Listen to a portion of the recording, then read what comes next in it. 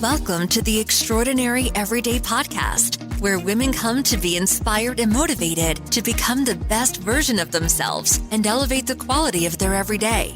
Now, here's your host, certified life coach, Wendy Johnson. Hi, beautiful friends. Happy New Year. This is the first episode for the new year. I'm happy to be with you. Welcome back to the Extraordinary Everyday. Today, we're diving into a topic that's been on my mind a lot lately, joy.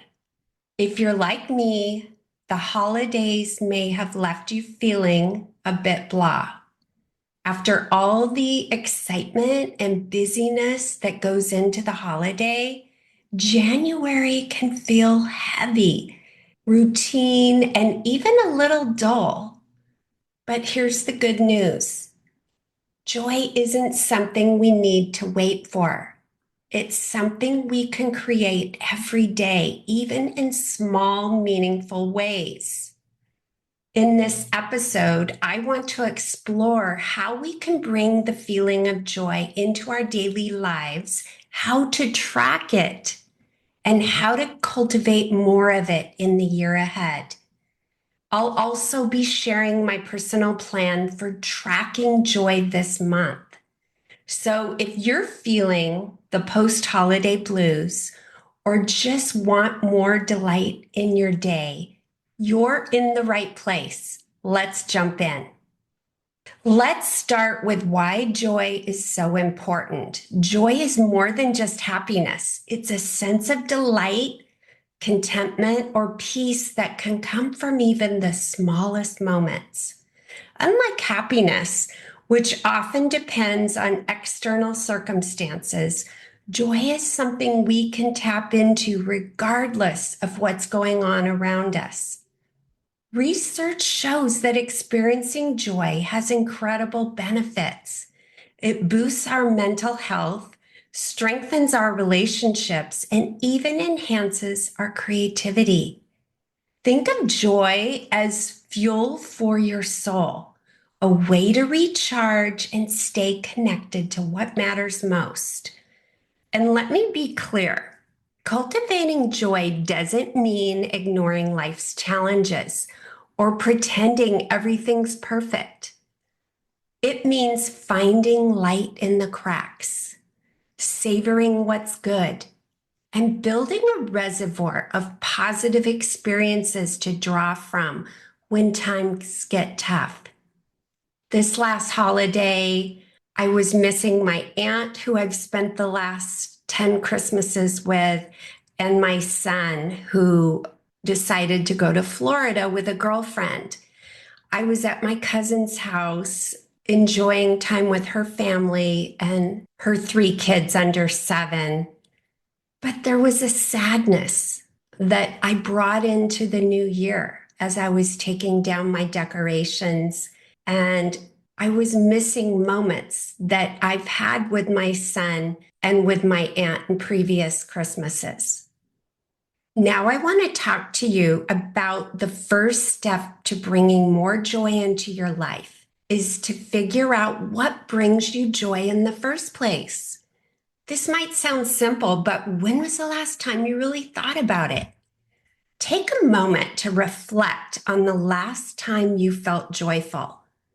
Was it during a quiet walk outside, laughing with a friend, listening to your favorite song?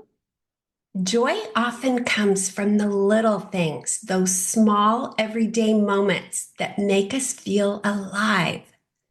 My joyful moment today was in the kitchen at lunch. We were listening to yacht rock and making our lunch together. And I Want to Kiss You All Over came on the radio, and it brought me back to my junior high days when I was listening to this song after church in the car on the radio station to Casey Kasem. And my grandmother said, "What are you saying?" And I said, "I want to kiss you all over." And it was an hysterical, funny moment in my life that brought me back listening to the song again today. So that was my joyful moment today. Also, for me, one of my sources of joy is a morning cup of coffee. The warmth, the aroma, the quiet moment to myself. It's a simple ritual that grounds me and gives me a spark of happiness to start my day. Another source of joy is spending time outdoors taking a stroll. It's pure magic to look around at the trees, the plants, the flowers, the birds.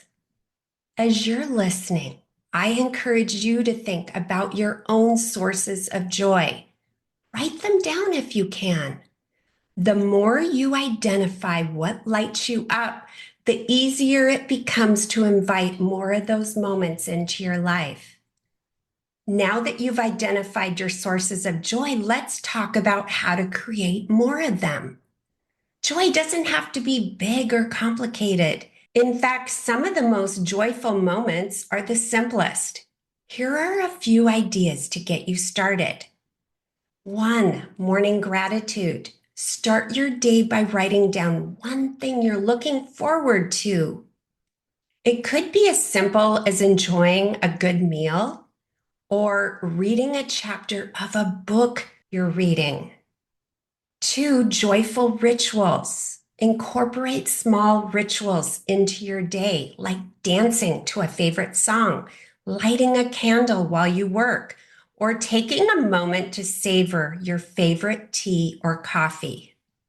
I've done all 3 of those things this morning.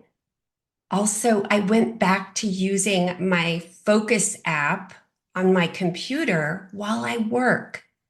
So I took that 5-minute break after working 25 minutes, and I'm building in joyful moments during that 5-minute break. Number 3, acts of kindness. Joy often comes from giving. Send an encouraging text, smile at someone, or do something thoughtful for a friend or family member. Number 4, engage your senses. Notice the beauty around you. Step outside and feel the fresh air on your face. Enjoy the colors of a sunset or listen to the sounds of the birds in the morning. These sensory experiences can be powerful triggers for joy.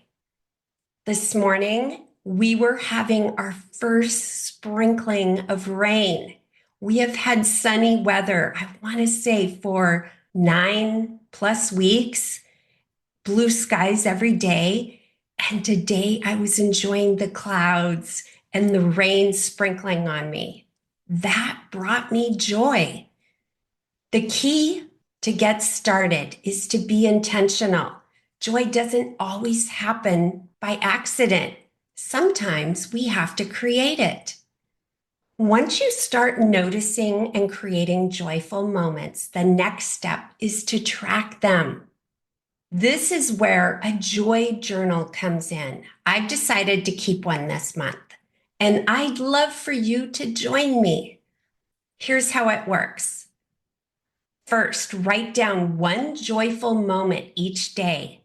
At the end of the day, take a moment to reflect and write down something that brought you joy.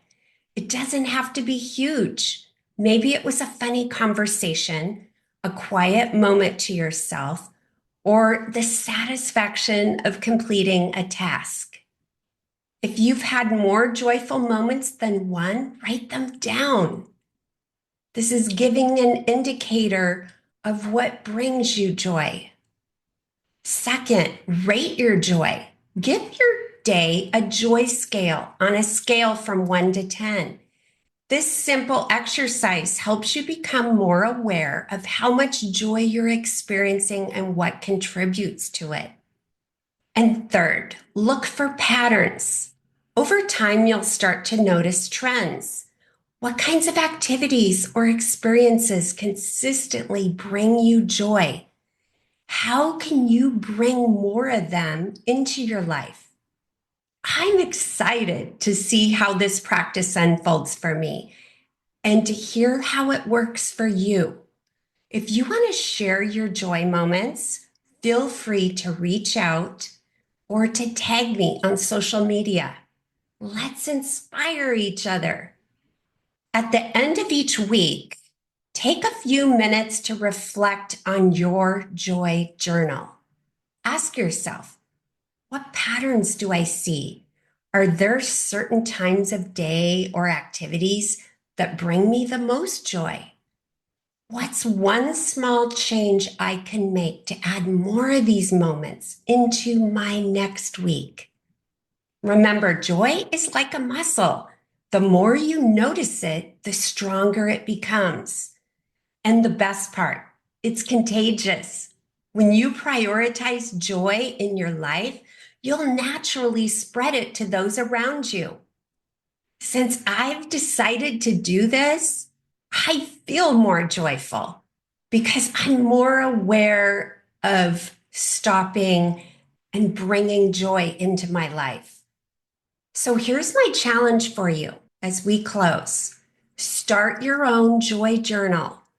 Write down one joyful moment each day. Rate your joy on a scale from 1 to 10 and reflect on what brings you the most delight. Let's make this a year of finding joy in the ordinary, of savoring the little things, and of creating a life that feels vibrant and full. Thank you for joining me today. If this episode resonated with you, I'd love to hear about it. Let's connect, share our joy journeys, and keep inspiring each other to find the extraordinary in the everyday. Until next time, take care and keep finding your joy. Bye-bye, friends. Have a great week, a joyful one. Hey, if you enjoy listening to this podcast, you have to come check out More You, my community of like-minded women. We show up to create the highest version of ourselves and elevate the quality of our everyday along the way. Head over to ontracklifecoaching.com/join. That's ontraclifecoaching.com/join. I'd love to see you in there. And if you haven't grabbed your copy of the Mindset Makeover, head over to ontracklifecoaching.com/makeover and get a copy that teaches and inspires you to show up as your most extraordinary self.